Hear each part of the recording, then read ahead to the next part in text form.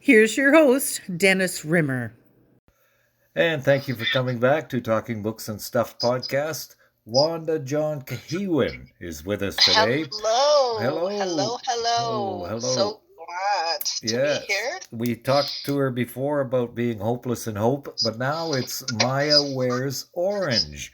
So, Wanda, who is Miya? Let's jump right into it. Who is Miya? I'm sorry, I'm gonna have to correct you. Yeah. It's Mia.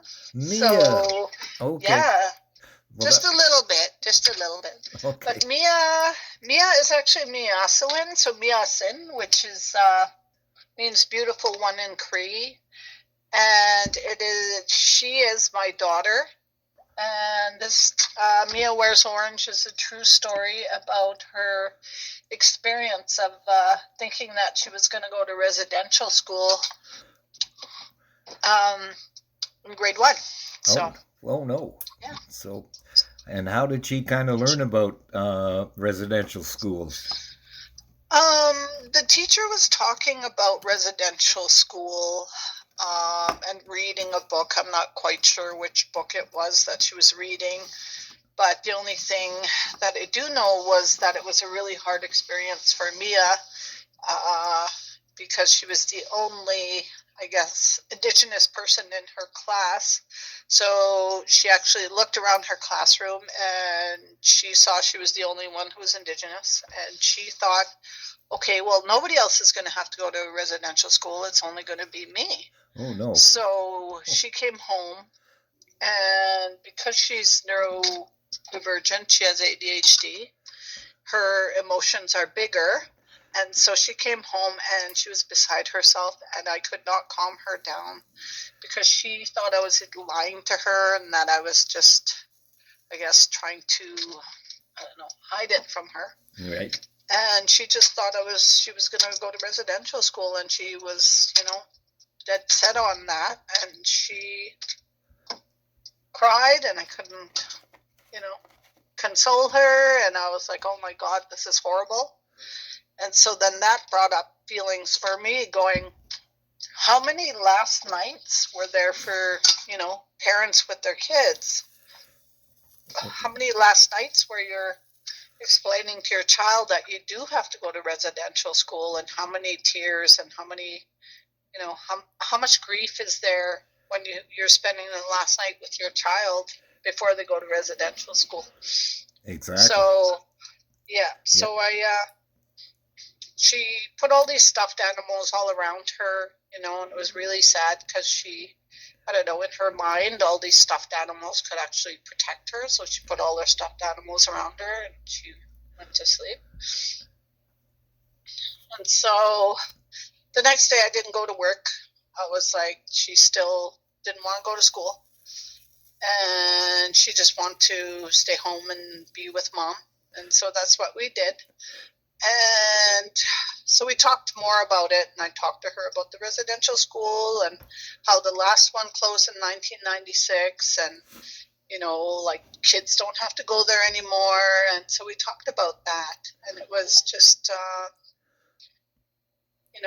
a really important lesson for, I guess, educators and even myself to think about how do you broach something so heavy in a good, kind way. Like, how do you talk about something that's heavy in a way that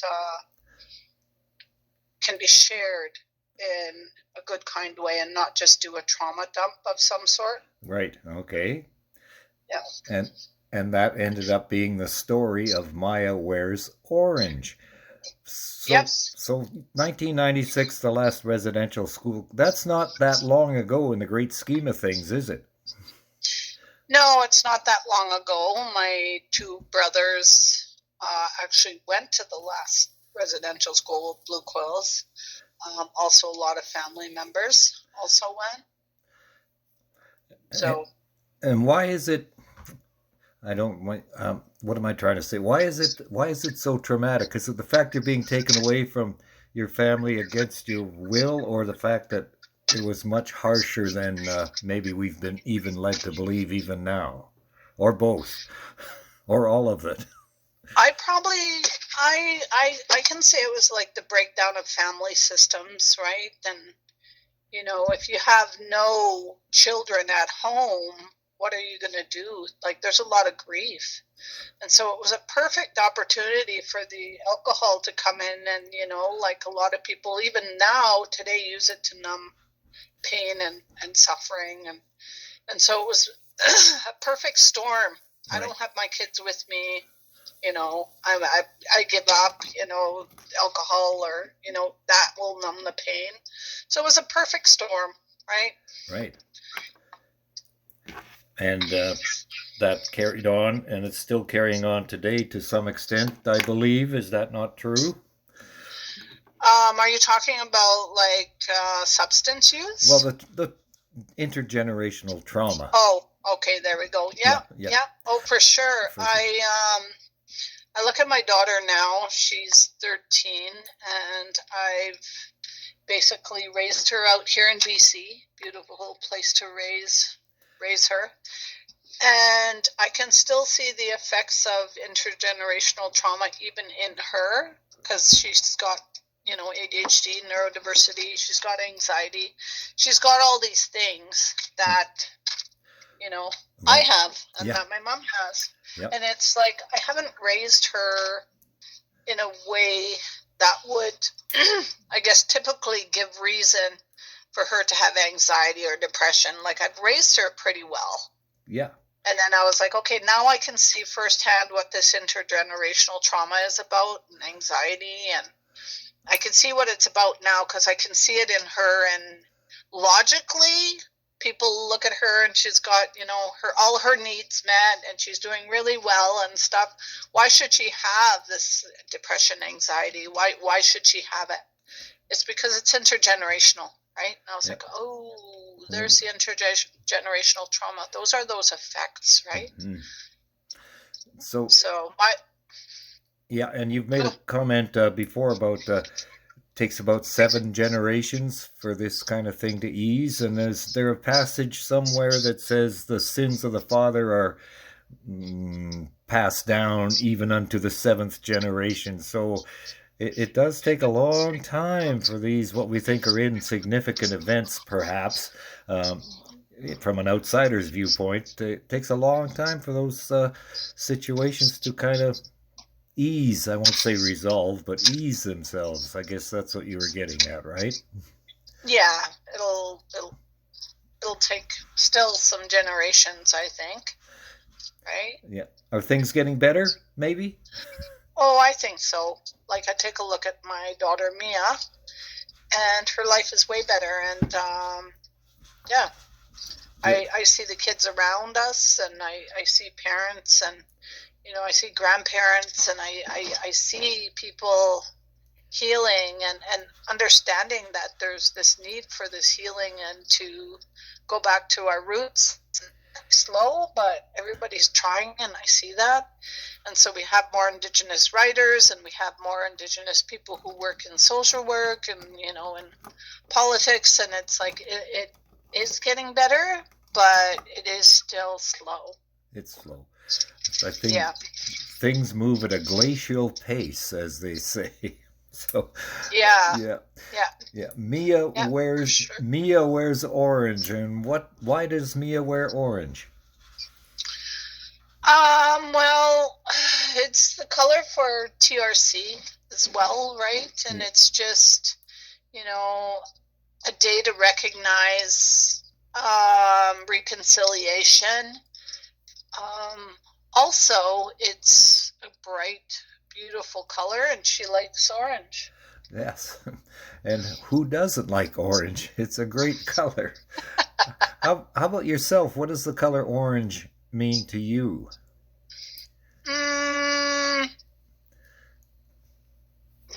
Well, what doesn't it mean, right? Right. There's a story behind it. It also represents, a little girl's experience about having her shirt taken away. It also represents TRC and reconciliation, and that's a huge word, and not sure if we're actually going to ever be able to reconcile, because that word reconciliation actually means to restore it to, I guess, precondition or Yeah. pre something, but it's never going to be restored to, pre-contact or that No. kind of thing. No. So, Well, I guess in some cases you can't really go back, but no. it sounds good, but yeah, there's things that get in the way. Yeah. So you've been a published author for quite some time now. So why do you write? What's in it for you? Well, it's a way that I make sense of the world. It's a way to kind of help others understand. And it's also a way to leave a legacy for my kids, because I really don't think you actually start putting your listening ears on till you're in your 30s. Right. So I'm trying to plant seeds so that when I am not here on this land or walking this earth anymore, that they have something they can reflect on, because I've kind of left some breadcrumbs for them. Yep. And again, is that personally what you feel is overall your job as a writer? I think overall as a writer is to reach as many people with messages, because just because I have an experience as an Indigenous person doesn't mean it's only my experience. It could be many people's experience, but if I can stand in my truth, then it can help others stand in their truth as well. So that's another part of it. Also, it's a therapeutic medium, like writing or journaling. It's a way to. It's actually it's therapeutic, right? If like 50% of healing is getting it out into the universe. So. Great, gotcha. Miya wears orange. There's lovely illustrations. Who were the illustrations produced by? Her name is Erica Medina Rodriguez, and at the time we were looking for somebody to illustrate. I just happened upon her drawings, and there was a few Indigenous ones that we approached, but they wouldn't be able to do it in the timeline we needed to. So then we found her online, and I think it was actually my editor who sent me a few drawings of her, or gave her name, and I just loved her illustrations. Like, there's something about those illustrations that are just beautiful, and she did an amazing job. So yeah, it's fantastic. yeah. Miya wears orange. What are you hoping, in your wildest dreams, that the book will do? In my wildest dreams, I hope it's a book for, TRC. I hope it's, is one of those yearly cyclical books that kind of come out around September 30th, right? Yes. And also to be in every school, so to help teach others about residential school, and like even tidbits of information, like the last school closing in 96, and to be more mindful of, maybe other people's experiences who are sitting around you, like yeah. to have more compassion for others, because you don't know what they're going through. Wanda, what's next for you in the writing phase of your life? I do have a graphic novel coming out in February 2026, which is called Visions from the Fire. And I'm supposed to, listen to me. I want to start writing the third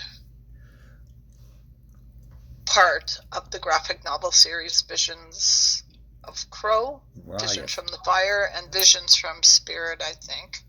Okay. It's going to be, yep. So your plate is pretty full, is that what you're saying? Yes, but if I could just do writing as my main job and just do that, I would love to do that, but we all know that we need a side Yeah. gig to. Things, Yeah. other things get in the way. Yes, Yeah, it's- yes, life gets in the way. I right. am addicted to food and having a roof over my head. Well, that kind of thing too, you know. Right. Yeah. Yeah. Wanda John Cahiwin. The book is Miya Wears Orange. Do you have Mia wears orange. Mia, come on. Whack me over the head with it about 14 more times. I should write that out. Meya. Mia. Yeah, Mia wears orange. Mia. Even though it's spelled Miya, it's pronounced Mia. Get that through Yes. your head, Dennis. Here we go. There. Mia. Okay. Mia Wears Orange by Wanda John Yes. Cahiwin. You have a website, do you? I do. It's wandajohncahewen.com. So www.wandajohncahewen.com. And one quick question before we wrap it up, Wanda. Do you have any hidden talents that not too many people know about? Let me see. One of my hidden talents is making a mean soup and bannock. Ah. But my recipe for both of them is never the same, so Oh, right. Well, that's... can't be trademarked for sure. Oh, too bad. But that's what makes it good, is that it's different every time. So, Right? right. Yes, different day, different soup for sure. For sure. Okay. Wanda, thank you very much for your time today. And the book is Thank you. Mia Wears Orange. Go out and get Yay, it. you got Yay. it right. Yes, Mia Thank wears you. orange. Thank you. Okay. Have a good day. Thank you so much. You Thank- too. Thank you. Bye-bye. Thank you for visiting with us today. This is Talking Books and Stuff with Dennis Rimmer. Contact him at dennis@talkingbooks.tk. Thank you, and may all the good news be yours. Oh, and don't forget to check out his book, The Great Canadian Notebook, available across Canada and at amazon.ca.